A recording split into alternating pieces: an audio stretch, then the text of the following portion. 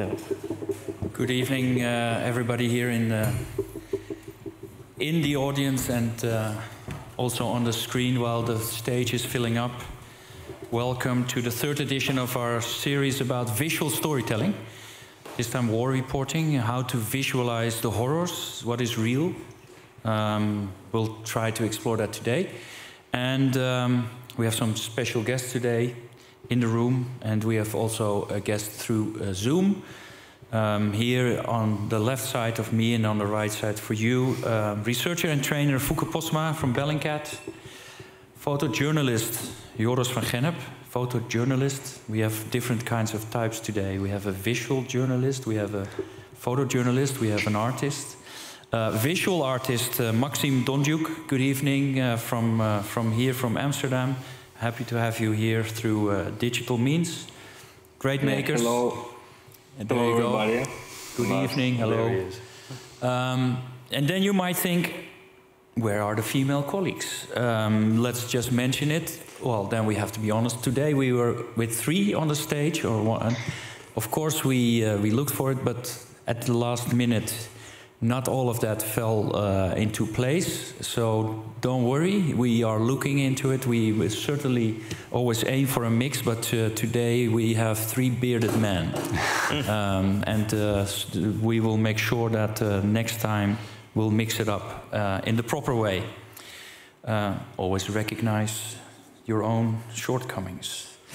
Having that said, the series that we present, today's maker of images doesn't feel restricted to the limits of their medium. The maker is a true maker. We use the container name maker. A photographer who films, the filmmaker with a podcast, the writer who makes a vlog. And for us here, we have recognized that the story determines the medium. Visual storytelling series, we investigate the expanding universe of visual storytelling. And in this one, we explore conflict photography, war photography. Maybe we could elaborate a little bit on it. How do we call it? The volatile world of war reporting. How do you tell your story under very difficult circumstances? And which sides and which stories should we believe? And how has the profession changed in this digital realm, as always? We're not going to go to the metaverse tonight. We did that the last time with art, and that was quite interesting, but also a bit confusing. So we might come back to the metaverse later. So welcome to all of you here. Yeah, let's go and start this off. We will start with Joris van Gennip. I will introduce you, a Dutch independent photojournalist based in Amsterdam, originally from Limburg, where I now live. We've switched cities, covering breaking news, producing photo stories related to social issues, aftermath of conflicts. You covered the Yellow Jacket protest in France, wildfires in Greece, Turkey elections, floods in the Netherlands, and in 2015 the refugee crisis, amongst others, that got nominated for the Silver Camera, the most important award for photojournalism in the Netherlands. The Ukraine war, however, was the first time that you worked in a country at war. It's something we will talk about. Assigned by the Dutch daily The Volkskrant, and you documented the exodus of Ukrainian refugees during the first days and the weeks of the war. I would say you worked on the borders of the conflict in the beginning. You didn't really go into conflict areas, or should I say yet? Well, in the beginning it was not really the idea. Like the Volkskrant, they sent us to Latvia and Lithuania to do a story about the ongoing tensions in the region. Putin was building up forces on the Ukrainian border. And we just wanted to do a story, how do people feel about, the ongoing tensions in the region? Will there ever be a war? And little did we know, the same evening or the same night, Putin actually invaded. So that completely changed the story. And my newspaper called us, they woke us up early morning. They told us just go immediately to the Polish border because we were expecting a lot of refugees to come. That happened. So we spent around a week covering the crisis on the border. And after that, I got a phone call from my editors again, and they asked me basically, do you want to stay longer? And most importantly, do you want to go inside of Ukraine? I immediately thought, yes, that's where the story is, that's where we need to be. But the first thing I did, I called my wife and I called my mother to get permission, basically. And they said yes, under the conditions we would stay in relatively safe areas. So we stayed in like the southwestern part. We avoided Lviv, mainly because there were a lot of correspondents already, and we wanted to tell different stories that weren't being told. So yeah, we spent around 10, 12 days within Ukraine before coming back. Before we take a look at the photos that you made amongst the other photos, did you, I mean, you're a journalist, photojournalist, but journalism is what it's about, telling the stories so societies get informed so we can make the right decisions.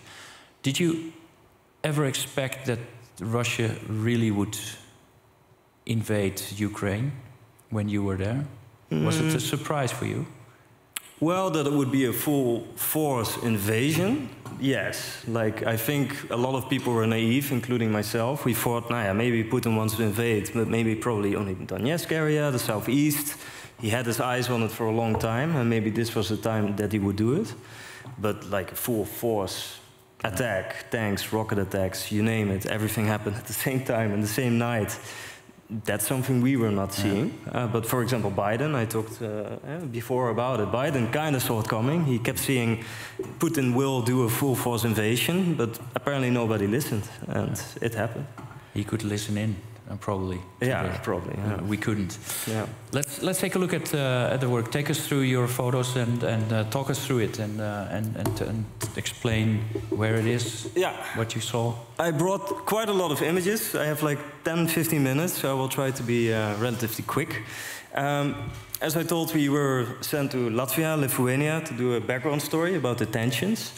We flew to Warsaw, and this is actually in Warsaw, the very first day that we started working in front of the Ukrainian embassy. And everybody, Polish people, Russian people, Ukrainians, they were already protesting against the war. And this was literally the day after, no, actually the same day that Putin invaded.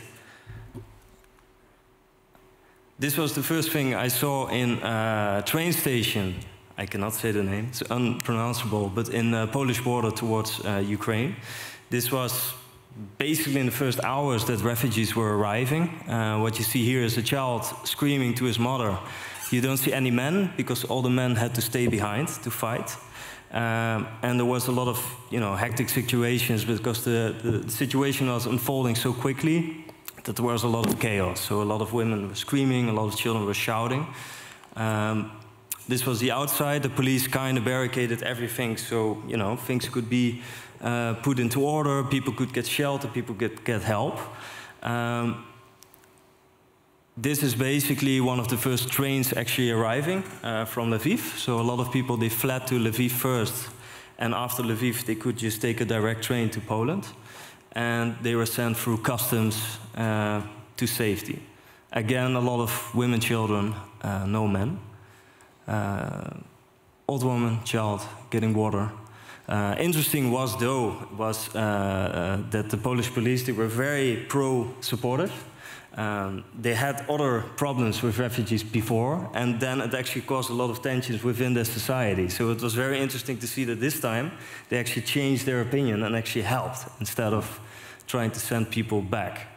And this to me is one of my personal most impactful pictures, because it basically shows, again, women, children, animals, and a child being, raised into war. This is actually quite a positive moment. It was a man near the border, and his family finally managed to escape. He was already escaped before. He was already in Poland, and this is the moment that he be reconciled with his family. This man, sadly, he couldn't speak English, but he was actually going back to Ukraine. Maybe to fight, maybe to see family, but as you can see on his beret, basically, you see the Ukrainian flag. So he might actually be a veteran going back. This is, I'm going one back. Let's see if it works. Yeah. Polish people, there are a lot of Polish people. They were basically voluntarily providing shelter, transportation, food for refugees. And this was a couple that were waiting there to provide transport and to provide shelter. Also one of my favorites, because I cannot imagine, like our cat, we have very aggressive cats. I cannot even take him from one street to another. And these people, they carry their, you know, their animals through war, basically, through bombardment, train rides, just to keep them safe. When you you are there at the border, then suddenly this train stops, things start. Then are you going to work instinctively, or are you? I mean, you see it, it happens. You then you focus, right? You're in full focus mode and getting these images. But what happens then to you? I mean, you're watching the first parts of history on this conflict unfold. Do you realize that then, or are you much more connected to I need to record this, I need to find a way to document it? I think a little bit of both. Like in the beginning, you're just there for your job. Yeah, I got an assignment. I don't get that many assignments abroad, so outside of Holland. So whenever I get one, I want to do it the best I can. However, you know, the more people you see and the more trauma you see in their eyes and the more misery you see, the more you feel, of course, connected. Yeah. And I felt the first 2-3 days it was just a job, but after 4 days it's more than that. So then you know, I'm not saying you become an activist, but you want to tell their story to hopefully provide a better future. Okay. This is actually quite a strange photograph because it was in a Polish border village. The small village, they were actually preparing to have a small party. That's why you see all the balloons. It was a festive day, and little did they know they would be flooded by refugees. So now actually the area for celebration became an area of shelter. This was when we first entered Ukraine. This is literally the very first thing I saw. Border checkpoint towards Hungary in the Ukrainian border area. Again, women, children, animals. Sad story, the train station in Ukraine. The guy on the left was the partner of the woman. And this was basically the woman that just kept crying and crying and crying because they had to make the tough decision that the guy had to stay behind in order to fight. He wanted to as well. He thought it was his duty. And the woman didn't want to. So she just literally didn't know what to do. And the man more or less forced his wife to go back to safety, go back to Hungary. And he stayed behind to fight. Image that we've seen quite a lot. Trauma in the eyes. It's a strange stare that people have. This to me is quite an important one because there were also a lot of reports that mainly Africans, Indians, students, they were, I'm not saying discriminated, but they were putting back on the list. So Ukrainians were being helped as soon as possible, but a lot of students, Africans mainly, Indians mainly, they were kind of left behind. They didn't have any transport, no place to stay. So they were kind of trapped. And the help for them came very, very slowly. So to me it was also important to show something of their. And then you photograph them, but do you take notes? Do you speak to them? Do you ask them questions? Well, luckily I always travel with a reporter. Yeah. And she did the story about, again, the students, the refugees, the Africans, the foreigners also being trapped in the country. Yeah, so luckily I can just focus on pictures. I know what the story will be about. So I kind of want to. Is that also what you... We spoke briefly when we had a little dinner before, and then you said, I need to be able to focus. I want to push that button. I want to record, and all the other things around me that can be too distracting. I'm not making film, I'm photographing, right? Is that also in this cooperation that you work? Is that also why you feel that you can get the best out of it? Yeah, because I feel if I wouldn't focus merely on photography, I would miss a lot of moments. Because when you're talking to somebody, you get a lot of info, but maybe at the same time something beautiful or emotional happens in the background that you miss. Right. So I just want to be very artistically busy with my photos. Photography, all right. Some general pictures in Uzhgorod, a city near the border to Poland. People were getting shelter, food. One Ukrainian man, he had to stay anonymous because he sold or told information about the Russians to the Ukrainian forces, so his life was uncertain. To the right you see a lot of bottles that were being used to make Molotov cocktails. because the whole country was basically mobilizing to fight against the Russians. So this one was 65 years old, and she was more than happy to provide weapons to kill the Russians, in her words. The huge lines of cars. And the problem was, in the beginning, there was maybe 1 kilometer of cars, maybe 2, and a few days later, like thousands, hundreds of thousands of people were fleeing at the same time. So what you got was huge traffic jams. People had to walk hours and hours and hours and were trapped for many days in the car. So what a lot of people did, they just left their cars at the border and they just decided to walk because it was more fast. After this, we decided to go to the Carpathian Mountains. It's a beautiful rural area in Ukraine. And we heard about the story about the partisans, which was like an underground movement. They fought against the Soviets. And we managed to find this man. This man was now 92.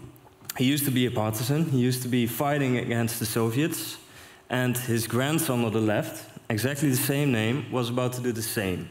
So we kind of fell with our nose in the butter, so to say. We followed them around for a day, and this image to me is very strange, because here he was looking at the war on the television screen, the current war, you know, fought in Ukraine, while he fought against the Russians. So you could see the whole country, the generations of people that are just trapped in this cycle of war. His grandson walking towards a man-made checkpoint. And even though we're in the middle of the mountains, people were extremely afraid of me taking photographs, because everybody was very afraid of Russians, saboteurs, spies, to give their information. So I just quickly took one out of the car, anonymously, at a checkpoint, just to get something. We went back, stayed with family, and the very first night we drank way too much vodka, because there was actually a prohibition in the whole country. It was not allowed to buy alcohol because of safety concerns. We stayed with a family, of course they have vodka, drank too much, and around 2:30 in the night the air alarm went off. So we had to go into the shelter through the snow, spend a couple of hours inside, and luckily one of the sons, he provided some entertainment inside as well. And we ended the stay again with vodka and beautiful food. Do you experience this? You just said I don't work. I don't get a lot of international assignments. I would say yet. And then you're there. Does this get you into a feeling of also being on an adventure?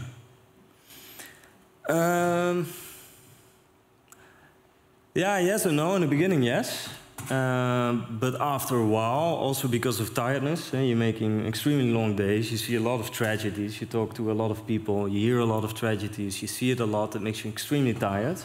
And then you basically just run on adrenaline. So then there's no feeling of excitement or whatever, it's just a feeling of purpose, like you're there to do your job, and just pure adrenaline. Like, did you feel prepared for this? I know there's still some red paint in your hair because you had a training today. Yeah. Did you, which is safety training provided by the NVA, the Dutch union, and the Volkskrant. You also said this is a good thing. Did you feel at that moment prepared, or did you realize when you got back, maybe I should prepare a little bit more? I think what you said. I think the goal was not even to go into a conflict zone, as I said. I was there for a completely different assignment. I did cover like riots before and natural disasters, etc., but it's something else than a war zone. However, when you're there, it kind of overshadows that fear. But for example, we had one moment that we did a story about this church, and where the Russian priest was kicked out by some group. So we wanted to go there and take some pictures. And at the same time that we arrived there in a car, 4 armed guys came running after our car. I think they thought we were Russians, we were spies, because I had my camera out. And then we just had to drive immediately away. And that was a moment that I thought, now what if the car broke down? Then what? I can tell I'm press and journalists, etc. But yeah, a Russian spy would do exactly the same thing. So, and then they probably would have shot us. And that was something like, yeah, if I would have known it better in preparation as well, in training, I could maybe estimate, nah, it's not really worth the risk. Forget it, at least not with a camera out. So no, I didn't feel prepared. And that's why, yeah, today I just came back from a medical training actually, like 2 hours ago. I think we have a picture later on. So this time, next time, I want to be more prepared. Because you must be talking to your colleagues, and you're knowledgeable about the dangers. You hear the stories, you know the history, right? Is that? I mean, the question here is: did you become a war reporter now? I would say probably not yet, but you're on the outsides of war, on the, let's say, on the edges. Yeah. But still, then this question is also. Yeah, who needs to make these pictures? Who needs to make these photos? Do you feel that you should go in more, or do you leave that still to others? Now, honestly, it's because I'm married that I'm not doing it. That was really a conscious choice. Like, I'm happily married, beautiful wife, and because of her, I'm actually not making the choice to go to the front lines. I think if I would have been single, I would have done it. On the other hand, I also feel like human interest stories, more about the social impact of war, the personal impact of war, to me is actually more impactful, more meaningful than just be at the front lines. Right. Next to the fact that almost everybody is there already. So it's a very congested market, difficult to sell, difficult to work, very dangerous. And I think this is maybe even more important. More storytelling around it than to go into the real action. I think more like conflict reporting is something different than war photography, maybe. And maybe I will lead a little bit more towards conflict photography. Yeah. War photography is different than conflict is everywhere. War is very specific. I think so. Yeah. And the conflict is the bigger picture. Is that the journalist in you speaking then? Nah, I'm more the human, I think. Like, I think the more people we spoke to, the more you feel connected to their tragedy, basically. And the more I feel like I should tell their story. And not just the story about, you know, the gunshots being fired, mortar bombs, casualties, deaths. It's a human tragedy. And the whole country is one big tragedy. And I think that's, more meaningful to tell. Yeah. This was on the way back. We were slowly getting back after what happened. Our newspaper was a little bit paranoid, like, we sent 2 reporters untrained to Ukraine, and we're a little bit afraid for the safety. So they kind of sent us back to Holland. We decided to stop by a shelter where extra vulnerable cases were being sheltered. Orphans, handicaps, and these people just returned from Kharkiv. As you can see, guy on the left, the boy, is completely exhausted. The woman on the right is ecstatic that she's safe. A woman and her 2 children. This woman was just lying here staring to me, but also in the abyss, completely traumatized, couldn't speak. Yeah, and this was, her child was 1 month old. So I think we were now 2 months within the war. So the child was like 2 weeks, and then he had to be in a shelter within the bombings. And that's the upbringing the child has gotten in the beginning of his life. This was on the way back, the train station. We decided to basically take the same path as the refugees towards Hungary. This was a sister making her brother's jacket ready for departure. As you can tell, a lot of help organizations, an Asian organization, Ukrainian organization, everybody was helping out. This is Katja. We met her and her daughter. They were going back to Hungary, so we decided to follow them. She was probably showing a picture of her husband, quite well trained, ready for the front lines, because also sadly he has to fight, stay behind. Very happy that finally, after hours of waiting, we could depart on the train. Women, children, everything was being brought in the train, including animals. Complete exhaustion, trauma, I don't know what it was, but this picture kind of struck to me. She just kept looking at me, no emotions, nothing. It's just exhaustion, shock. Yeah. Also tenderness, like what I saw a lot was, especially women, a lot of women, they were still being very tender to the children. Everybody was just giving a lot of love. And they were kind of the true soldiers, you know, of the war in the end. Like, because all the men were literally fighting with bullets, and they were kind of fighting with love. This was when Katja finally arrived in Hungary with her family. And this was the very last picture I have taken. Like, I always thought, like, the end of war for people, when they finally reach safety, they would be ecstatic or happy or some kind of emotion, but there was nothing. It was just complete exhaustion, tired, and complete silence. If you walk around in trains, close up, the girl looking at you, how do you feel that people? How do they perceive you? Do they perceive you as a photojournalist, or do you make yourself? Do you wear something that shows that you're like press photographer, or do you identify yourself, or do you move around and before they figure it out, you're already into the next carriage? How does that work? Nah, the strange thing, what I realized is, first of all, people do not see you at all. People are very traumatized, in shock. They literally just look through you. So actually taking pictures was extremely easy. And second of all, basically all the people that I met, they immediately, of course, saw my camera, and they were just very grateful that somebody was there to show what Putin was doing to them. So no problems. It was actually very easy to work as a photographer. Yeah, and so I was more, like you said, more a fly on the wall. I have a small camera, silent camera, and I just stand in a corner and let things happen. Then you have the photos. Then you bring them back. This is for an assignment. Yeah, for the Volkskrant. Now you show us somewhere 50 pictures, photos.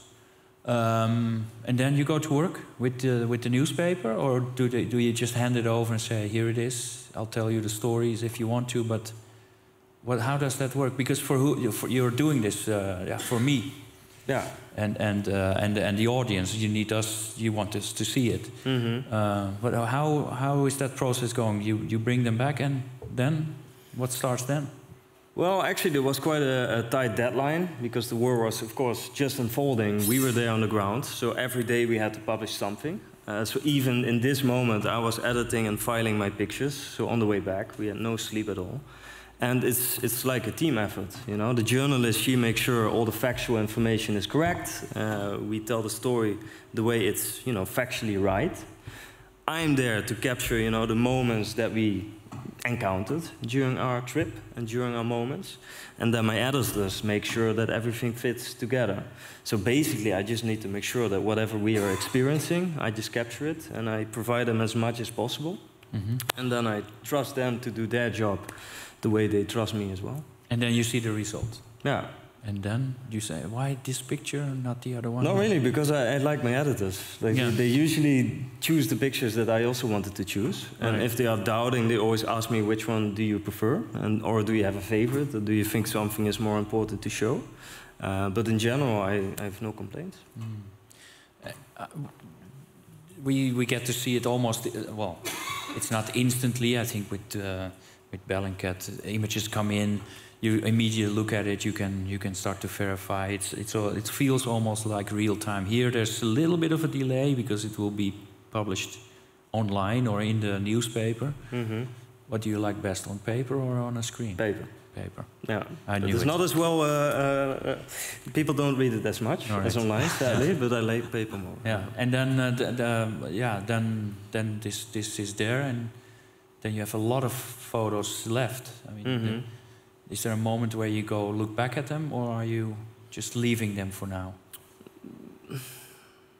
Well, for now I just leave them because I just kind of want to go back. I think that's the main thing, but I don't want to go back without an assignment, just because of safety concerns.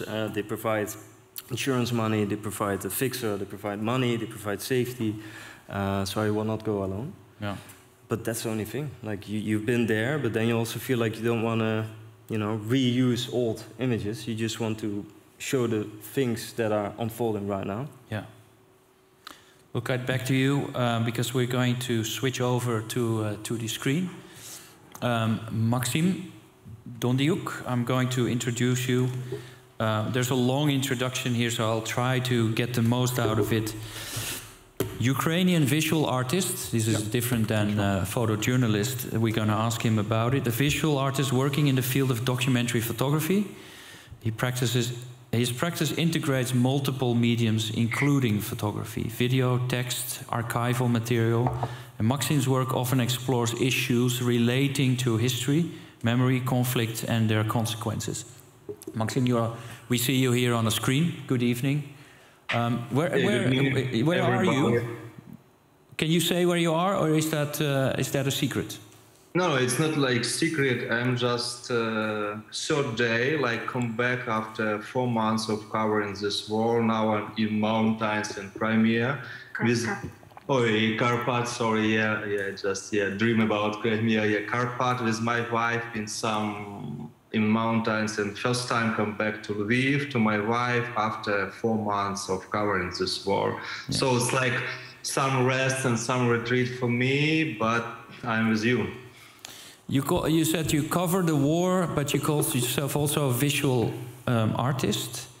Why do you choose that? I just not choose that because media need me only when war start in my country. I'm not like make money like photojournalist. I'm not working like photojournalist for media. I'm just working with international media in 2014 and now because media needs some photography in Ukrainian. But mostly I sell print because I'm start covering war not because I like war or I like cover war. I start cover war because it's happening in my country. Mm-hmm. Do you meet a lot of photographers from all over the globe also coming to your country? Is that different? I mean, it's very personal, right? I just met and even work. I just work with a few really good guys like Jerome Sassin and James Nakrain. I met Renhoviv and just a lot of photographers because everybody live in Kiev in only few hotels because it was dangerous, risky, and only a few places. So we just, of course, we connected. And I know some from 2014 when I just covered revolution and first part of this war. It depends. Somebody come for make just like work or assignment. Somebody just come also for assignment, but sometimes try to understand about this conflict and looks like they have some empathy. So it's like different, but I'm just really thankful these guys, photographer and journalists who come because it's important for country if international media covers this story. Sometimes media can do situation better, sometimes worse, but better if media covers stories and they keep silence. Do you find it important that there's this mix of different ways of reporting, storytelling, journalism? Do we need this rich approach? Sorry, what do you mean? They're photojournalists, you are an artist. There is a whole different approach between the many of you. Do you think it's important that the story is told in many different ways? Yeah, of course, it's really important when just everybody can spread this information through international media, museum, gallery, online. So in different way, it's not like just we need to do only photojournalism. But what about me? In first months, I work like photojournalist mostly because it's when just work happen. Sometimes because visual artists or just some art, you can do like reflection or maybe like aftermath after this situation. But during war, sometimes I think in my country, everybody decide or move away or stay here and try to resist Russian invasion. Mm-hmm. Somebody go to the army, somebody volunteers. I just took my camera and covered this war like 2014, like the same situation. And so just it doesn't matter. Now I'm just not like think I'm just make visual art. Now I'm just cover war like every photojournalist. Mm. Maybe it will be some project, but now I don't care about it. I just want to spread this information through media, through magazines, or another publication. We will go and take a look at your work because there's a long history of you making stories about Ukraine. Let's just go and start with the Crimea siege from 2012. I think that will be started now, if I'm right. Yes.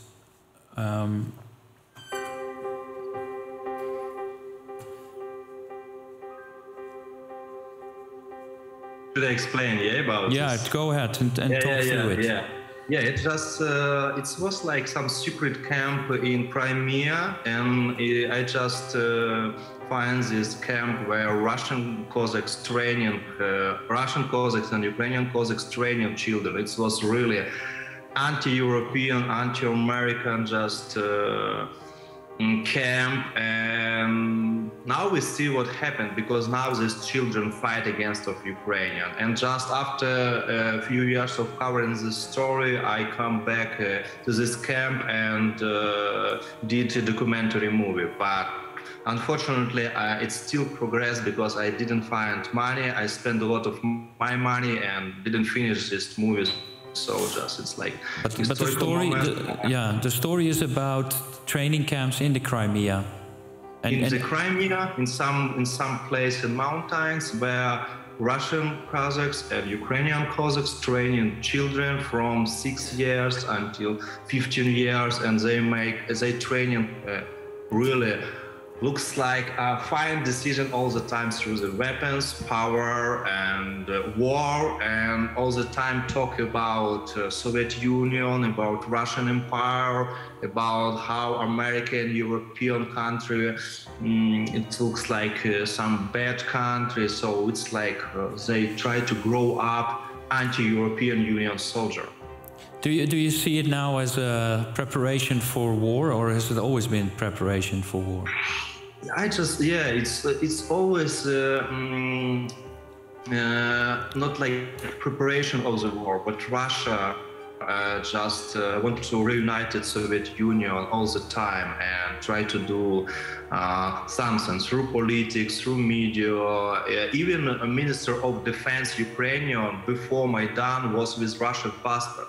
So it looks like Ukrainian only after revolution start to be independent, because before all the time Ukrainian was after collapse Soviet Union like independent. It's not like real situation, because a lot of Russian politics, a lot of Russian media just control mind of people inside of country. Yeah. And of course, it's this camp, it's like small part of what happened. But unfortunately, this camp was supported security, policemen and army in Crimea. And after I did this documentary, it was 3 months before revolution. So it was like historical moment before revolution in Maidan and after annexation of Crimea. Yeah, that's we're switching now to the next story. That is the Culture of Confrontation, because that is 2014. We follow a little bit the timeline. That's a slideshow with photos. What's the story here, and what do we see? Yeah, it's just happened revolution in city where I just live in my country and. My city, and I just go to revolution, take my camera and cover this historical moment and just be part of this revolution. But with camera, I thought that it's more important for me cover the story for next generation, for another country. And I did it like without any assignment. For me, it was important just be here and documenting this moment with camera. It is 8 so I lived this in revolution, this protest. So I lived 3 months inside of Maidan. Yeah, this is 8 years ago. Does it also feel like 8 years ago? I mean, is this Maidan series part of the bigger story now about the war in Ukraine, or do you still see it as a separate? I think it was like beginning of new confrontation between different culture, because I think Ukrainians have European mentality, and we want to be freedom. We want to be like part of European, and another part of even Ukrainian just was before 2014. They want to come back to Soviet Union, the United Soviet Union. They're against of European, of democracy. So I think it was like a beginning for maybe European country, but for my country, just it's have been 100 years ago, just same situation. Before Second War, also Ukraine and Russia fight against each other. So now it just continue. Ukrainian try to be not like colony of Russia, try to be independent. Yeah.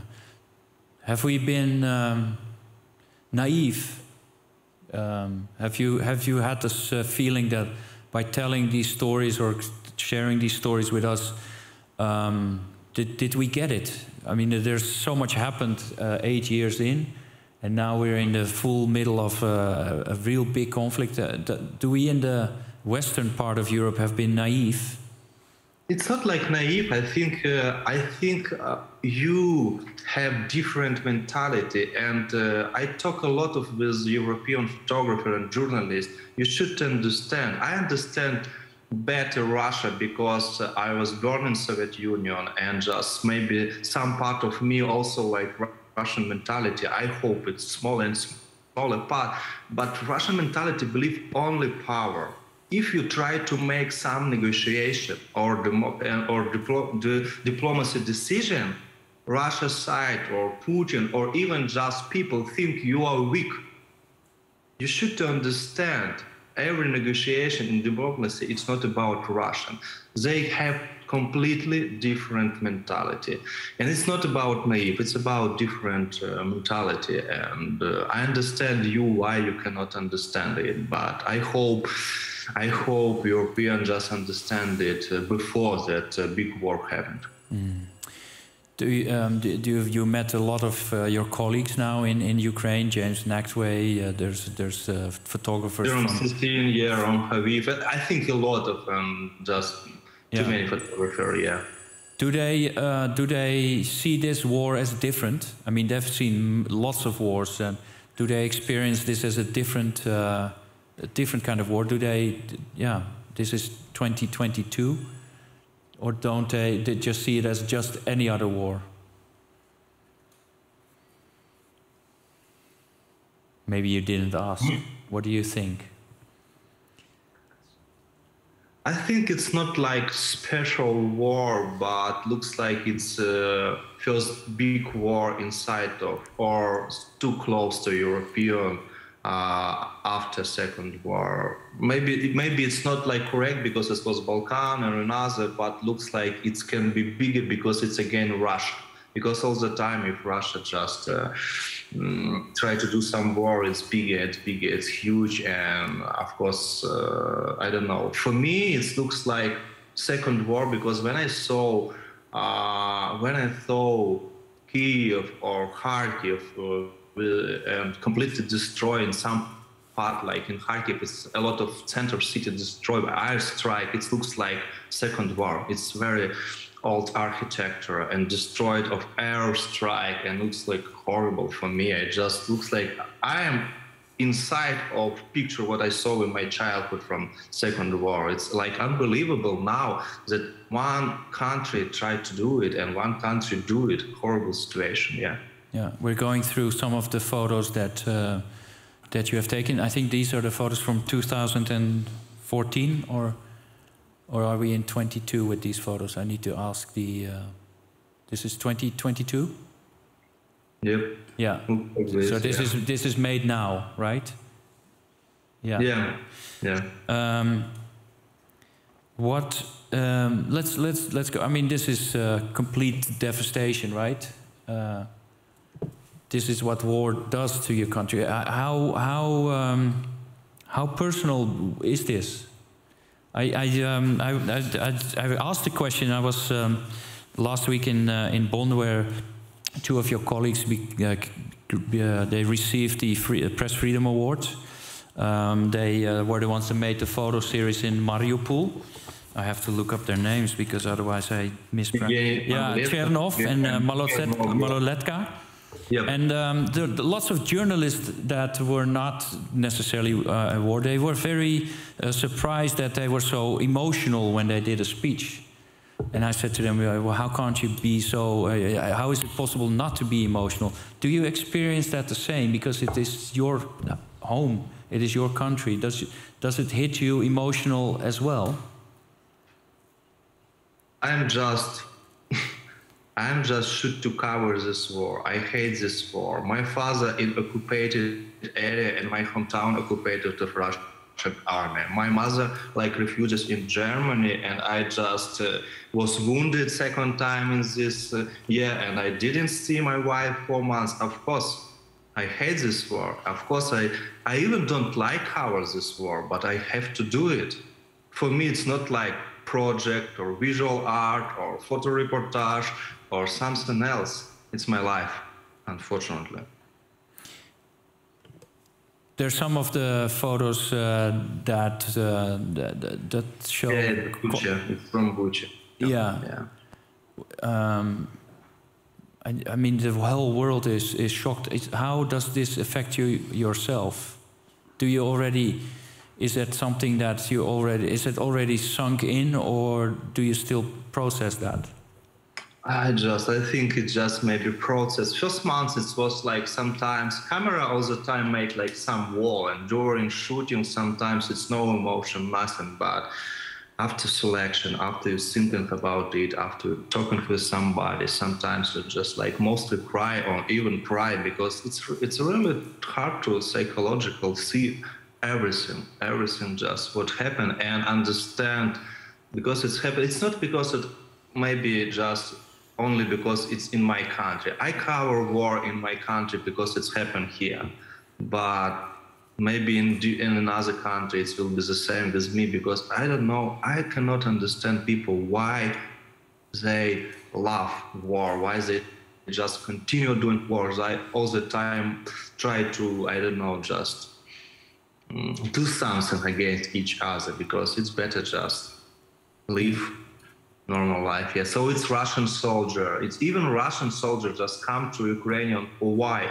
For just living in field 2 weeks with worms, with birds, and mother cannot see and even just cannot find body because it's 1840 bodies Russian soldier in Kharkiv this train, and nobody want to took out this body. It's horrible. You photograph this, you record it, you do this for us, for an audience. But then sometimes people tell me, I don't want to see photos like that because it's too horrible. Do you understand that? And do you feel that you have to break through that? Do we need to see this?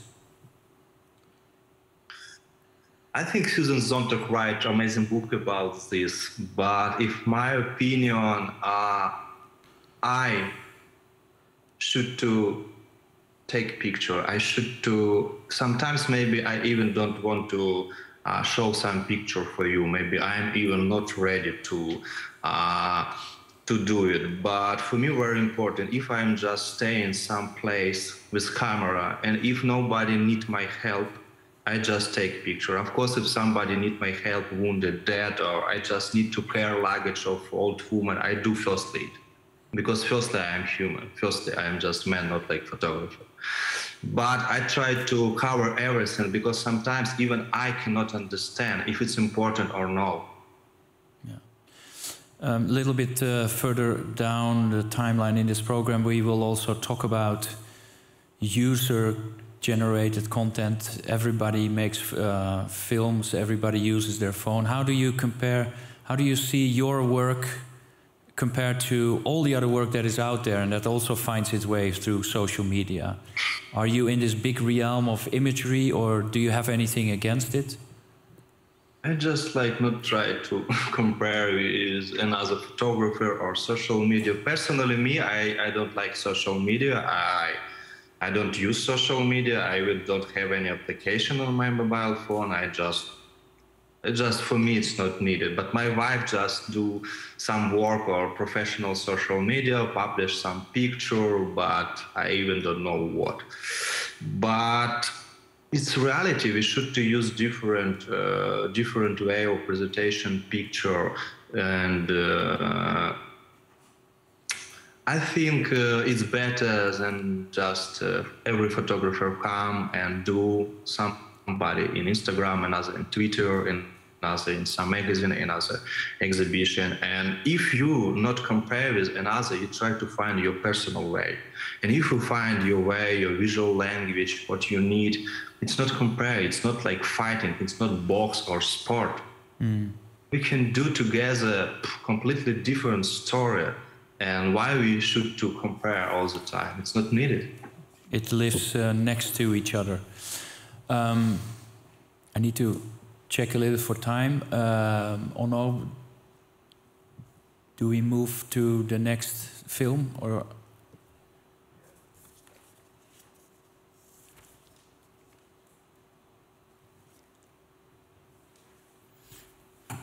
Let's see. We go a little bit back in time and end with Between Life and Death. This is from 2017. Yeah. Do you feel that you ever? I mean, this is 5 years from now. Do you feel that there will be a time you go back to making films like this? Will it come back? Are you optimist? I hope. Yeah. Because this project I did after 2014, I saw a lot of every this place. Maybe I have been in this place 2014. It was so bloody place, and after 2 years, I should to come back in this place during winter, during emptiness, and try to feel this place without war, how it looks. And for me, sometimes this building looks like soldier, like veteran who just. Nobody needs this place, but in 2014, everybody cared about this place, like about soldier, yeah. So just like, it was like maybe psychological decision for me to come back after war and just check this border between Ukrainian and pro-Russian DNR and LNR and just cover the same place which I covered during 2014 during war, but without action, without everything. It feels so calm, and it has this strange, eerie feeling to it as well. Yeah, as if it's waiting for something. But that's my interpretation now, knowing in hindsight what, of course, happened. Maxim.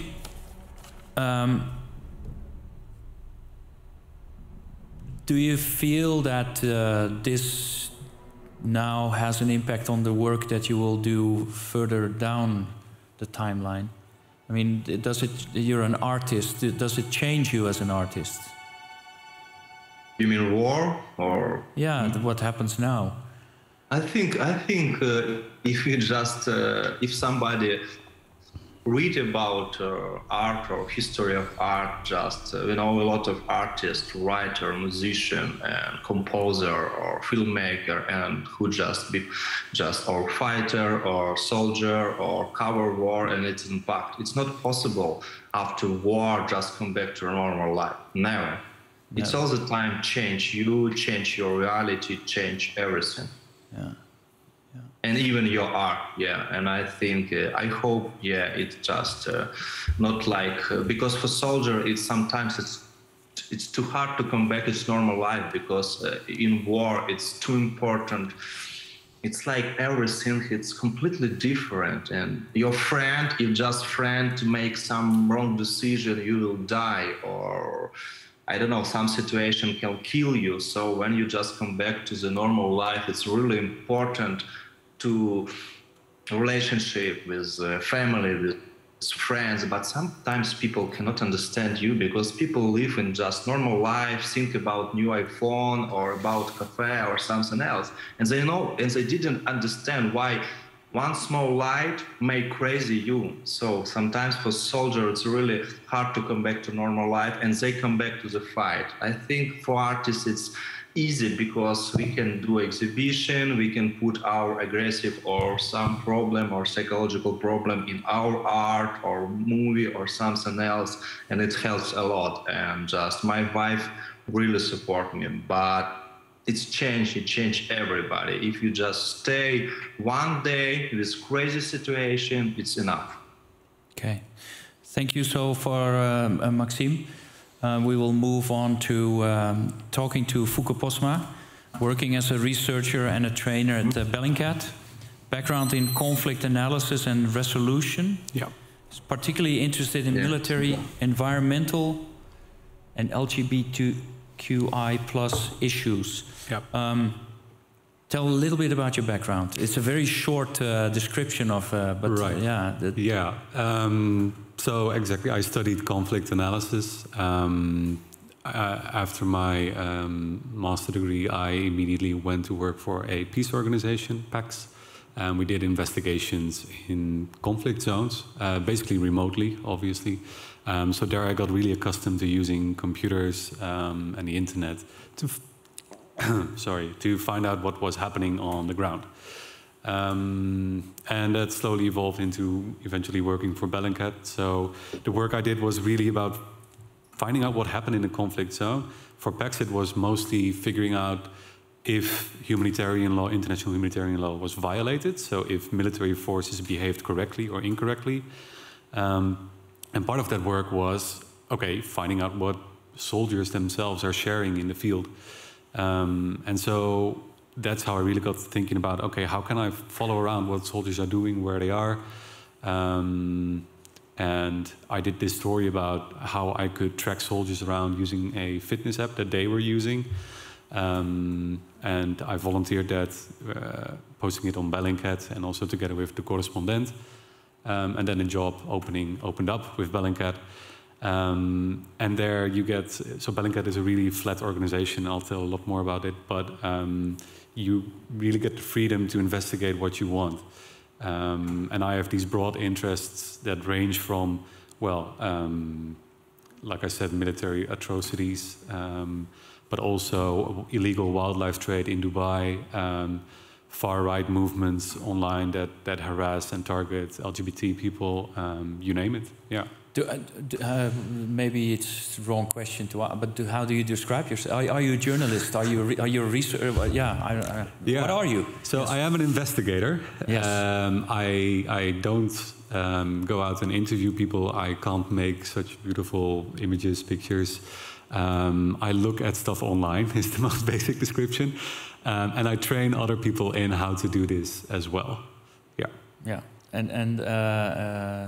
But it comes, you will tell a lot about it in your presentation, but one question is, at one point the story needs to, you research, you investigate, and then it needs to be shown, and that is often a very beautiful mix of visuals, text, everything combined. Maybe you could just take us through your presentation, and for the people that do not know Bellingcat, that kind of gives a better explanation. Sure. So I usually start off my presentations with a question like this. So I ask you and the audience, where is this? Now you already know where this is, but I'd like you to think about how you know where this is. Like what in the image is telling you where this is, right? So some people point out, I recognize the Rijksmuseum. Others might say, I see the painting and I know that this painting is in the Rijksmuseum, even though I've never been to Amsterdam. You might see the I Amsterdam sign behind the public at the bottom. All of us have our different ways of looking at an image like this and coming to a conclusion. And there's a lot of details hidden in images like this. So for Bellingcat, we answer questions like, where is this? It could be anywhere on the planet, and still we managed to find the location of this picture. Now, why would you want to know where this picture was taken? Well, this picture comes from Europol. Europol is trying to stop child abuse, basically trafficking and sexual abuse of children. Sometimes they come across photo sets, and they need to figure out where these photos were taken, right? Where these children might be. And if they can't figure it out, Europol and Interpol and the FBI they throw it online for everybody to look at. And then Bellingcat can see these images and decide to help them. And we do, like we figure out where images like these are recorded, and we use details as small as a rock on the ground, or the trees in the background, or the type of buildings, you name it. And then we obviously inform Europol. So similar with pictures like this. This is, I believe, Cambodia. So that's what we do. We investigate on the basis of online information that is publicly available, so open to everyone. If you have an internet connection, you should have access to the same sources as we do. That's what we try to maintain in our research. And then we teach and train other people how you can do this kind of investigations, because we really believe that people consistently underestimate how much information is available online and what you can do with it. So I'll talk a little bit about an example I have doing this with a military subject, and then I'll move on showing an example in Ukraine. So again, for being in the Netherlands, I like to use a Dutch example. We have nuclear weapons here. Now you're not supposed to know that because the government won't confirm or deny it. It's officially a secret. So what could open sources, what can the internet tell us about these nuclear weapons? I decided to take a look, I think this was last year, and I went Googling. And not just Googling, but yeah, basically Googling, but you do it on a very highly specific way, where you search for the sources of information that could possibly, teach you something. In this case, I thought about, okay, who are the soldiers in the Netherlands who are protecting these weapons? Those are American soldiers. Well, those soldiers are part of a particular squadron, regiment. Can I search for these people? They are, people like you and me. They have social media. What are they doing? And so it turns out, as these soldiers are sent to the Netherlands to protect these nuclear weapons, they have to learn all these kind of details about their job, ranging from where are the cameras, where are the keys, how do you say stop or I'll shoot you in Dutch, right? That's all these things they need to learn. And they were studying for this, and they were downloading apps and filling in the information that they had to study, not realizing that these apps would sync to a website online, making them searchable by Google. So using these very specific search terms, I found the information they were studying that they had to learn about the secret nuclear weapons in the Netherlands. And like I said, all these details came up, so all these security details, and ranging from how many inches can you move the barbed wire until an alarm goes off. I'm pretty convinced if I had to walk onto Volkel and get into the vault, I could at that point, because you had everything. And most importantly, they also studied for themselves where the nuclear weapons were being stored, in which vault specifically. And so obviously they don't say nuclear weapon, they say vault status. And if the vault is hot, that means it has a nuclear weapon. And if it's cold, that means it either has a trainer nuclear weapon, an inert weapon they practice on, or it's empty. And they tend to shift them around to, keep secrecy. So that's one avenue of information. But obviously, I was looking for these soldiers also on Facebook. And sometimes they take group pictures and they tag each other like any normal human being. And so I was going through all these soldiers that are in the Netherlands. And one of them actually posted this picture. Now, this is hilarious. So if you know the history of nuclear weapons in the Netherlands, there are about 2 pictures in the 60 or 70 years now that they are lying here. There are 2 pictures of trainers, inert nuclear weapons. This is the 3rd one. Now, I came across this picture on a American soldier's Facebook. You see only American uniforms. You might be mistaken that this is in America. But obviously we investigate and you see details like this, and there's a small Dutch flag on the car. And then you think, okay, has to be Volkel. That's the only place probably where they are. And so you grab Google Earth images, because nowadays we have satellite imagery of every place on Earth, and you start comparing details, and this is what we call geolocation. And you figure out, okay, yeah, they're standing at this spot, at that vault. We search for leaked maps online, which are available. of the Ministry of Defense, of Volkel, and you find the vault number, and you compare that number to the one that we found in their little study app that they that they were using. And you get the confirmation it's gold because it was a trainer weapon. So it is gold, and that matches. It all matches up. So simply by using Google and Facebook, you confirm exact locations of US nuclear weapons, not just in the Netherlands, mind you. I also did this for Italy, Belgium, Germany as well. And you expose an enormous breach of security.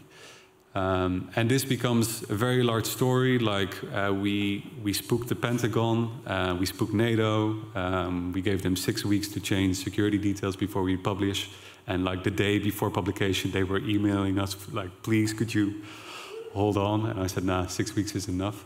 But it's just Google and Facebook, so just to remind you how much information is available out there. So, that's what Bellingcat does, and that's what we do well. At least people like our work. This is from MH17. We didn't, had people on the ground there for doing this kind of investigation.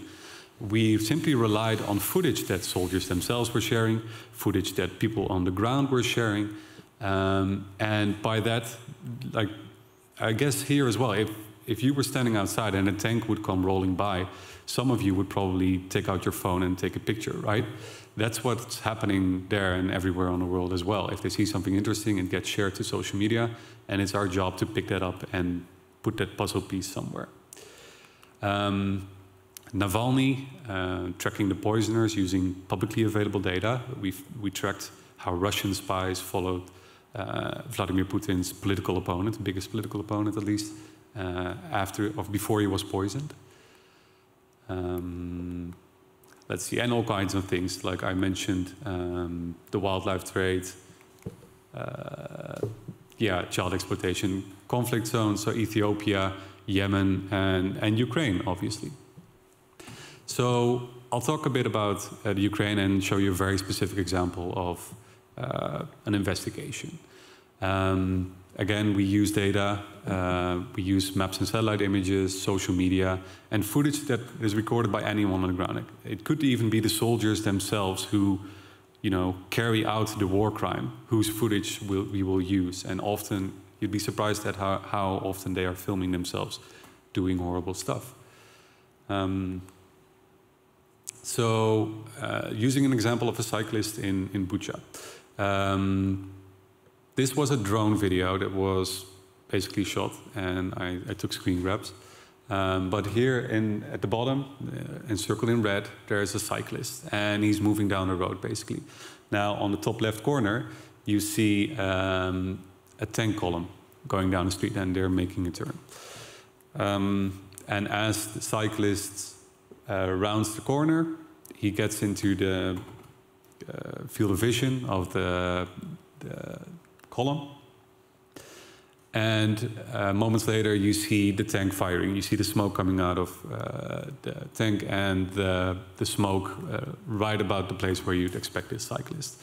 Now this drone video gets uploaded and shared on Telegram and spreads quite widely. And so you want to investigate this, right? So when did this took place? Can we confirm that the man died? What can we do while sitting at a computer that is, 1,000 kilometers away? And so finally, near the end of March, beginning of April, Ukrainian troops are the first one to, take back territory as the Russians withdraw after the battle of this town. And like I said, these soldiers themselves are recording footage as they move forward, as they fall back, so you get a lot of information. And one of them shot this video where you see a man lying down. It can be a bit difficult to see, but there's a bicycle and there's a man lying down. And so we already tried to puzzle. You think about, okay, we know the street corner roughly. Can we compare this to other sources of information? You can simply go to Google Maps, in this case, Street View. And maybe it's a bit difficult to see, but you see the power line pole, the same type of fencing. You see two poles sticking out. And you can also see these here. The building behind it is destroyed, but there's enough details left to make that match. Not only that, we also want to get an estimate of the time, roughly when this happened, right? And so for that, these changes in the environment are always very useful. We sometimes use shadow, we sometimes use weather. Well, in conflict areas, you can use destruction a lot. So if we use satellite imagery, we can see that the building was destroyed on or after, before or on March 11th. Like this image was taken on March 11th by a satellite. And this is the corner that the person rounded. And we see that as he was shot, the building was still standing, right? So that's crucial information for us, because we know that the Russians only left at the end of March. We see that somewhere in the timeline, the cyclist rounds the corner, he gets shot, the building is still standing. The building gets destroyed before March 11th. And then at the end of March, the Russians leave. So we know the cyclist was shot as the Russians were there.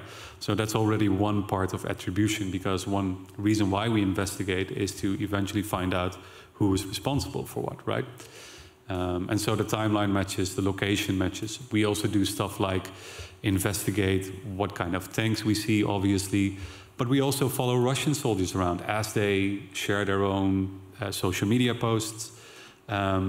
We follow the family members of Russian soldiers. So if a Russian soldier dies in a location, a family member will probably post, or, you know, it happened that you go to a page of some remote village in Siberia and they'll say, yeah, the son of the local baker died while fighting in Bucha on this date, you know, and then you know, okay, he was with that unit in Bucha on that date. Could he be responsible, his unit be responsible for these kind of atrocities? And this is a very small-scale example, but we do this over and over and over. So this is a map we have of Ukraine right now. All of them are point to videos, photos of incidents where civilian harm was caused. We don't always get to attribution, that's very difficult. So we keep it somewhere in our midst, whether it's Russian or Ukrainian soldiers, because yeah, where people fight, people get hurt, and sometimes Ukrainian soldiers misfire as well. Yeah, so that's basically our job in a nutshell. We collect as many sources of data and we combine these and try to figure out what actually happens on the ground. Yeah. OSINT. Open source intelligence. OSINT. Open source intelligence. Yeah.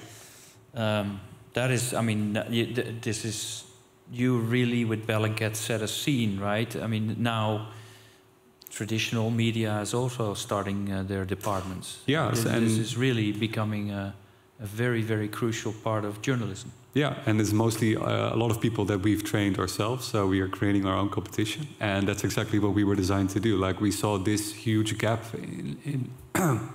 in what people, what you could do with these kind of sources and what people were actually doing. And that gap is still a bit there. I still feel we haven't really, you know, gone far enough with what we can do. But yeah, nowadays NOS has an OSINT team, New York Times obviously, Washington Post last year, so yeah. Is there any team that is not trained by Bellingcat? Where's the competition coming up now?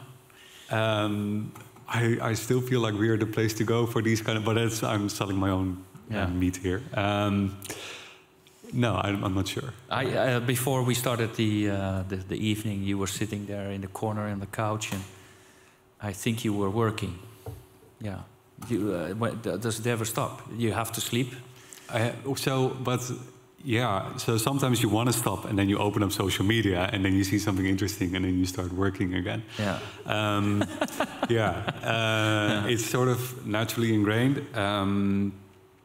So Bellingcatters, the people who work at Bellingcat are all over the world. We don't have a 9-to-5 job, obviously, which means that sometimes I wake up and I'm too tired of this, and I go for a run and you know, maybe not work the entire day. Sometimes, so last week, the Dutch intelligence agency published about this Russian spy that tried to infiltrate in Den Haag, in The Hague. And then it's all hands on board. Then everybody joins in. Exactly, and then you forget about time as well. So it's sometimes I forget which day it is. I bet I work more than 50, well, easily 70 hours a week, probably. Yeah. But it doesn't feel like work. It doesn't feel like work. No. How do you feel the importance of the work that you do? I mean, there has been very, very influential things disclosed by Bellingcat. Does that play a role as well? Is it this might be strange, fulfilling? Yeah, so you know that if Bellingcat publishes something, it will get read, and because we have a lot of attention right now, and that helps certainly. Yeah, because you can put the spotlight on a topic, and it's also that if you read a Bellingcat article, it's not easy to get through. Like these articles are long reads, because we explain every little step that we make, and then usually other newspapers, media take on what Bellingcat said and then make it sort of like readable.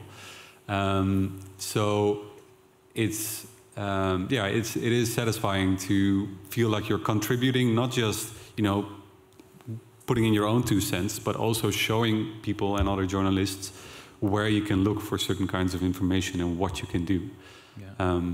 There's always been in the professional journalism this looking down on are we all journalists now? At least, well, everybody makes pictures and films, and you can use it because it's out there. Has Bellingcat been able to sort of form the bridge between us and professional journalism? I hope so. Yeah. I really believe that it's a good thing that people record stuff with their own mobile, their own dash cams. Like if they have a CCTV hanging on their porch, that's useful.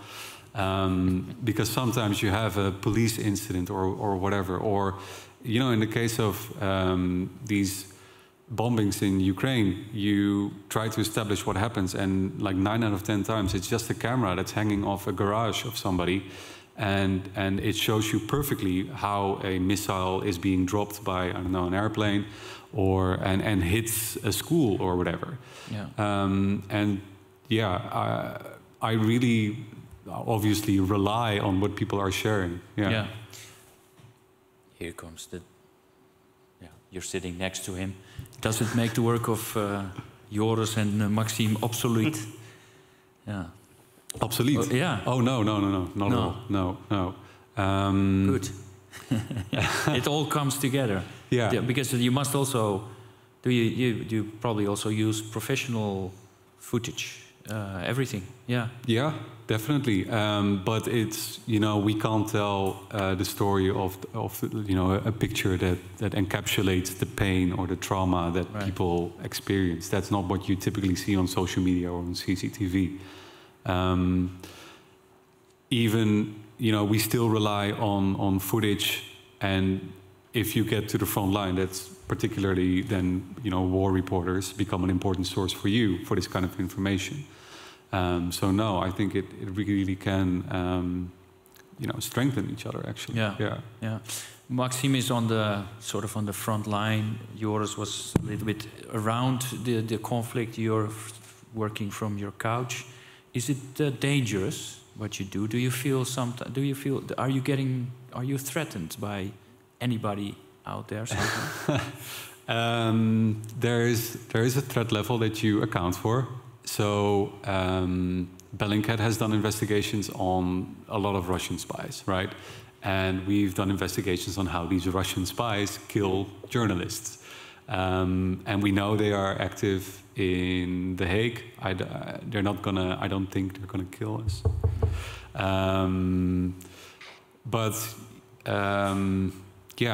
It's difficult. You keep it in the back of your mind. You know what you're dealing with. And that could take all kinds of forms. Obviously, you don't have to immediately go to killing. There's also people who are convinced that we are CIA agents, and there's all kinds of conspiracies going around.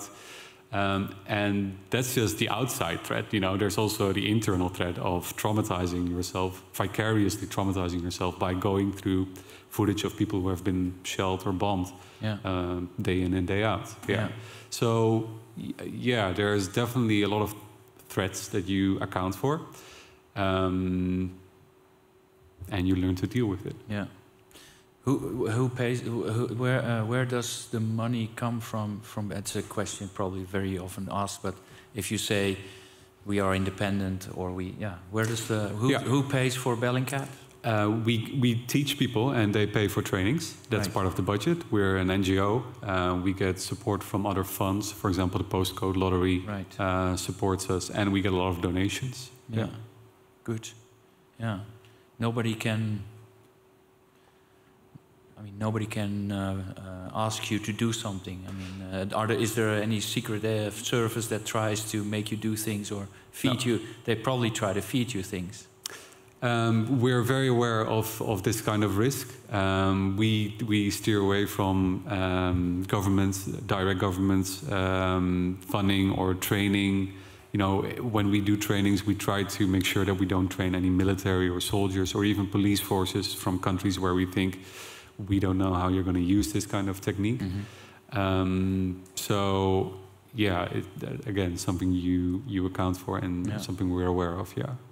Okay. Can I also ask you something? Yeah, I'm going to open up the floor for questions, and if you have any questions for either one of them, please. But Joris will kick off the questions. Because I'm wondering, because technology is developing. It's getting more and more easy to create fake imagery, even within the image, to provide fake information. Yeah. So how will this play out for you guys in the future?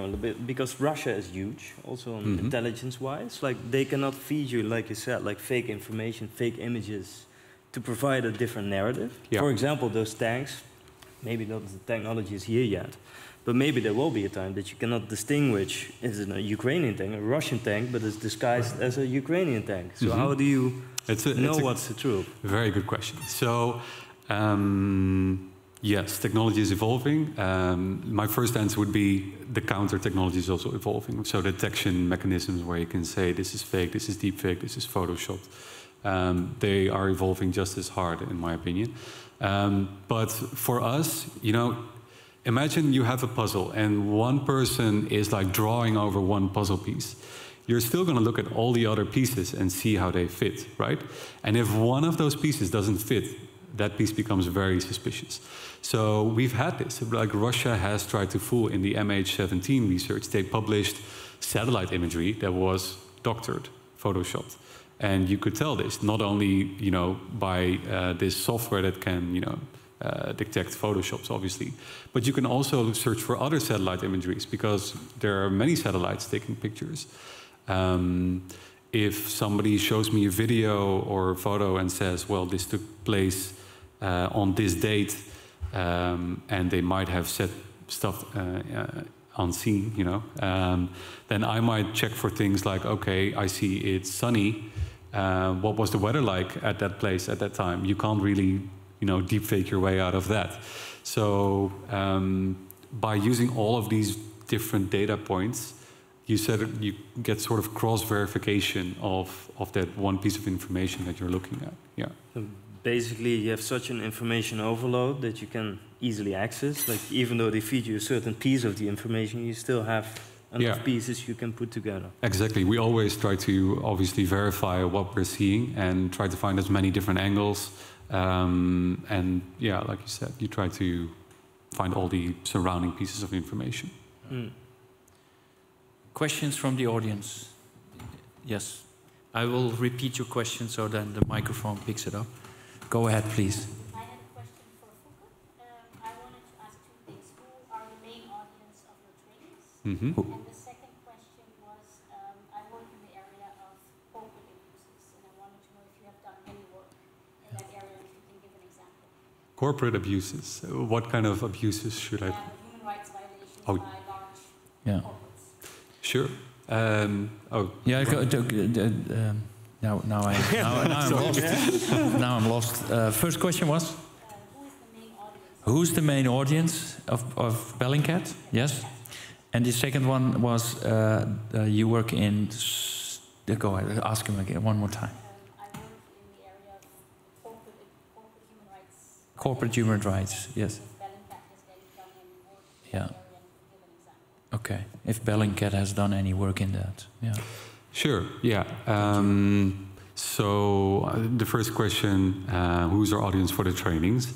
Anyone who wants to become better at research. We have like the intro level. We have an advanced level for other journalists. So yeah. Anyone who wants to get better at doing research. Like I can't imagine a job where it's not useful to become better at accessing information on Google, right? But we do a lot more. Obviously, photo analysis, those kind of things. Second question, we've done stuff, for example, where mining companies violate environmental norms or social norms. I think deforestation as well, run by logging companies, those kind of things. Yeah. Yeah. I will ask another. Maxim, my question to you is: do you know the work of Bellingcat? Does it play a role in Ukraine for you? Yeah, I know. Yeah, I know. Yeah, just I'm really happy to not like meet, but just see who did it, and I think it's really helped because I saw a lot of, even just I saw it's from RSS or some news, not using social media, so I think it's impact a lot of people. Yeah. And help, of course, it's really help, and I think now and with the new technology, it's really important. Sometimes it looks like it's you can do more than just some journalist or some guy on the ground. Sometimes it's more important check everything in social media with some skills. Yeah. Question from the audience, yes, please. It's a bit more of a broader question, so whoever feels comfortable sharing. We know that a lot of journalists suffer from PTSD and burnouts. Do you notice these things with yourself, that you get sensitized? And do you think that you will be able, or for how long do you think you will be able to do your job and be confronted with the content and the experience and the emotions? Yeah. The question is about PTSD and trauma for yourself, and how you cope with that now, but also how do you see yourself in the near future? Any of three of you can, you answered a little bit, but that you're very conscious about it, which is super important. Maxim, do you have how do you see it? Are you aware of PTSD and trauma, and how do you cope with that yourself? Yeah, I think after 2014, it's happened with me, but I'm realized about it only maybe after a year when I just find solution. But I prefer just find decision by myself. I'm just not like go to some doctor or a psychological or something else. I think I just it's better for me just try to look inside of me and just find decision how just to do it. But it's sometimes we cannot control it. Sometimes you understand it's happened with you. But I think it's more problem find some purpose in the life, find people who support you, find some why you live here, and just because if you cannot find it, if you cannot just find how talk with your friends, with family, with society, you want to come back to the war, and it's all the time wrong decision. Yeah. Joris, you're young. You just started or not? I mean, you must feel sometimes a situation where you're like, whoa. No, I haven't seen that much frontline work still. I do notice, like in Ukraine, I saw a lot of trauma with people. And it makes you very emotional, but at the same time it also gives you a very large drive. So it kind of goes hand in hand, like you get more purpose of being actually there. At the same time, every person is different. Like I have, for example, a friend of mine, he used to cover war, And he was sent to Ukraine, and literally on the way to Ukraine, he broke down. He couldn't do it. He had too much trauma, too much stress. He had to quit. So he came back. And another friend of mine, he's now in his 40s, almost 50, he's now again in Ukraine. And he saw the most horrific things, and he's still functioning. So it really depends what you've seen, I think. It depends on each person how to deal with it. But also keep in mind, for example, my editors in the newspapers, every single day they kept looking at these horrible images. They were devastated after a while. So I now also see them just taking more holiday breaks, just to take a step back. Yeah, it gets into you, but every person is different. Yeah. One more question. Anybody? Yes, go ahead, please. Yeah, I guess mostly for Foeke, but potentially also for the others. How can you avoid the imagery that you shoot as a photographer, or the imagery that you use from others that you find online can be used for intelligence, for actually the parts that you're trying to avoid doing harmful things? So there might be a risk in showing that someone took a picture of something, but on the other hand, you need to show the source as well. So is there a risk attached to that? Yeah. Is there a risk attached to, you sometimes make an image, or you find imagery, you report about it, but it also discloses certain information. Does that pose a threat? Are you aware of that, or do you have maybe an example of that? Yeah, sure. Yeah, so plenty. Like, so if there are clips being recorded, videos, photos from in occupied territory, and you take that imagery footage and you analyze it and you publish an article, then obviously the people who are living there, who probably didn't know that you found their footage, could face repercussions as they live in occupied territory and they just, you know, revealed something embarrassing or maybe even a war crime. And that's something we're very conscious about. Again, we have a lot of discussions within Bellingcat about the ethics of these kind of things. And one way around this is to look for different sources of information that you can still use, and you still keep in mind that picture that you had seen, but you try to confirm it through different avenues, right? So bodies and blood, for example, can also be seen on satellite imagery. So if you know that somebody recorded an execution in the street from their own apartment building, you might skip that footage and wait for the satellite, or even direct the satellite to take pictures, and then use that as the confirmation or the piece of footage that says, look, there's bodies lying down there. It's difficult, definitely, but it's also something we take into account. Yeah. And social media, especially for photographers, it can be quite dangerous. For example, I see quite often that photographers, they work at the front line, and literally the same day they post an image of the front line with a caption stating where they were, what time, what was going on. Incredibly dangerous. Like the Russians can just fire a rocket and kill people. So you have to be very conscious about when do you post what, do you add location info, do you actually take the information out of the picture, because you have EXIF data, which is embedded into the picture. You could just download it and read when and where it was taken. So you always have to be conscious about it. But not that many people do it, I think. And that's what makes your job easy. But yeah, it's, I want to say the same situation with me, because I was arrested in 2014. Russian separatists put back on my head because I use Instagram. And somebody, investigation, New York Times used my picture from Instagram. So after I decide completely stop using any social media, because people do their work, but I mostly was killed. Yeah, you have seen some of your colleagues getting killed recently. That is. It seems even that one of them is executed.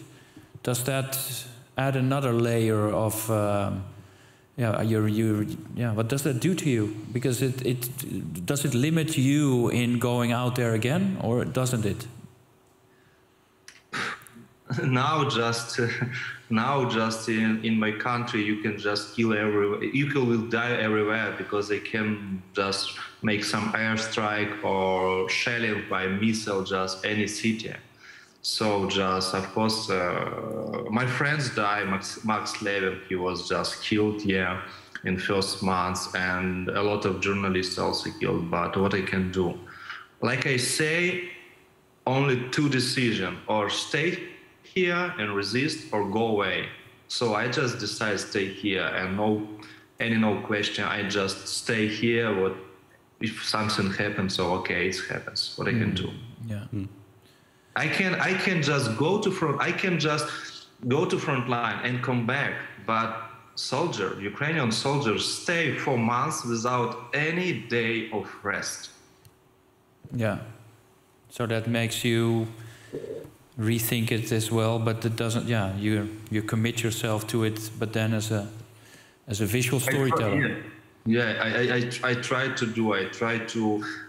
Everybody, we have just our instinct. We should to listen it just, and I also like my colleague just know any training about. But what my training, it's my experience, medical my experience. I just support some wounded colleagues. I just was wounded 2 times, so it's only my experience, because I'm not like war photographer with training with team who just think about me during 2014, because I just do like documentary independent photography without any assignment, any just like support, and nobody care about my life except of my family. Mm-hmm. So all my experience is just like people like just you have covered just story about people who go to Poland or another country. It's experience in my country. Like I just put myself in the war, and all experience is just like this.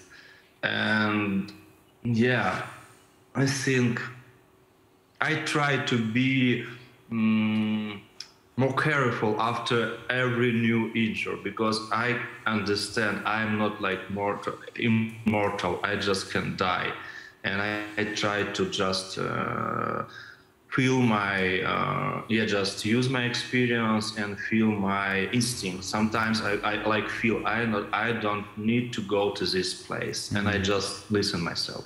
Yeah, training is one thing, and being prepared for it, but then also to listen to your inner voice. Yours, maybe you can pull this photo of you of this training of today. Do we have it? I mean, yeah. There you are. Well, that was me. This was this afternoon, right? You look quite well now. I mean, you have a little bit of red paint. Yeah. No, this was 3 hours ago, 4 hours ago by now. And I did one heat training, hostile environmental training. So you learn what to do in conflict areas. But I noticed I was really not good at providing medical care. And I think in conflict zones, you don't only think about yourself, but you really think about your colleagues as well. Your fixer, your guide, your colleagues. Yeah, and I just couldn't bear to again go to Ukraine without being able to help my colleagues. Maybe somebody gets hurt or I get hurt. So yeah, I did a training, and this was a few hours ago. What is it? What is the most you? I think it's great that the newspaper that assigns you, the media that assigns you, makes you go through this. But what is it that most stuck with you going through this training? What did you learn the most?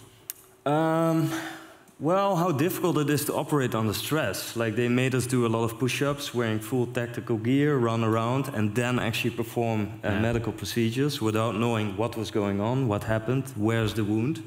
And you have to be so quick, because when you lose a lot of blood, you're in a conflict area, you can be shot at, bombed at, the person can die within basically minutes. It's incredibly stressful, so it requires a lot of training, and the more I do these trainings, the more I actually learn how much more training I actually need. So it does make you feel very vulnerable, but it also makes you feel more prepared. If something happens, you can at least give another person a chance to live. Yeah, it's part of your basic gear, right? Any question for you from Maxim? Well, I just want to know, let you know, I completely admire your work. Actually, when I came back from Ukraine, I was checking out what photographers were actually still on the ground, and you were one of them. And I cannot imagine, like, for me, I was just a couple of weeks in your country, and I already felt the war inside my heart, so I cannot imagine how it is for you. So, deepest respect. Thank you. You're welcome. Any question from the audience before? Yes, go ahead. Any other questions later on? No? Yeah, maybe? No? One more question? Okay. I have a question for Maxim. Yeah. Maxim, can you hear me? I'll repeat the question for Maxim. Yeah. I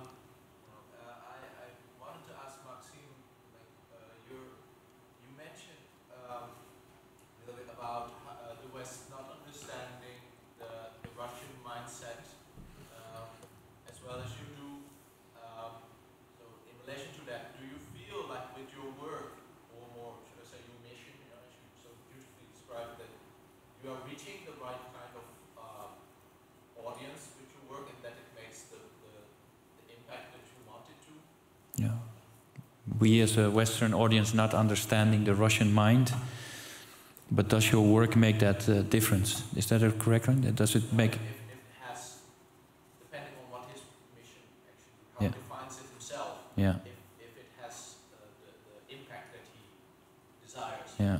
How does it define yourself, and how is it the impact that you have with it?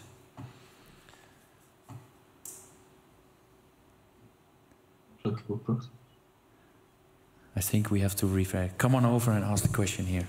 Next time we'll take the microphone. Yeah. I can't make short questions. Here comes the question, Maxim. Yes, Maxim. Do you feel like I was talking about what you mentioned, that the West may not completely comprehend the Russian mindset of power, but do you feel like with your work, what it is you do, that you reach the right kind of audience and that it has the right impact on your audience? I just like small man, and I just do my work like photography. If it's help, it will be just so cool. But I think it's too hard to understand for you, because your culture all the time try to find some diplomatic decision. You just with different mentality, and you should understand Russia. Now Russia, it's like barbarian, and what they do genocide in Ukraine. And you should understand that like European, like in history, like what do European with barbarian? Only fight. I understand the European country now afraid of war, because after Second War it's like also traumatized of the whole European country. But war, just Putin do war in Georgia twice, in Syria, in Ukraine twice, and what will be next? Yeah, that's a good question. And if my picture or picture of another photographer or filmmaker or text of writer help European people just understand it more, I'm just will be happy. But I'm not sure like me can just change your mind. Thank you, Maxim. We started this evening with the question how to visualize the horrors, what is real. I think it's always, how do we visualize the horrors? It's visualized for us. I think after all these years and looking a lot at photojournalism, I get a bigger perspective on and what it entails these days by an artist, a photojournalist, a researcher. Three of you never sleep. But you do it for yourself, but also for us. Thank you very much for sharing your stories and insights, and none of you rule out the other one, which is also good. There's place for all of you, and maybe the combination is such a beautiful strength. I wish you well, Maxim, and I hope it gets better for you. Joris, I hope the lessons learned today, but also this conversation gives you also insight. And Foeke, keep working from this couch. I think it's fascinating what we get out of that. Thank you very much. This was the last edition before the summer break. We'll go through summer first and then see if we come back. I intend to. I wish you all the best for this summer, and feel free to mingle down below at the bar, where it's much more hotter than in this room. And thank you very much. Good evening.